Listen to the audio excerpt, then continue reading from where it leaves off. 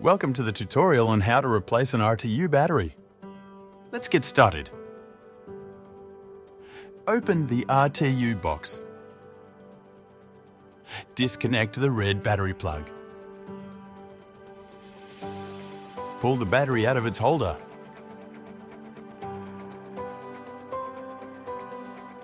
Disconnect the positive and negative cables, red and blue.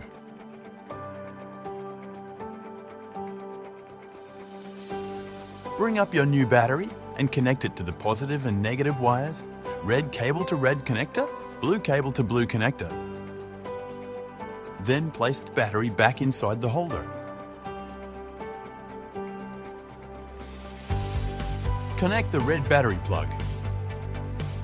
Make sure the power LED light is blinking. Close the RTU box. And that's it. You're all done.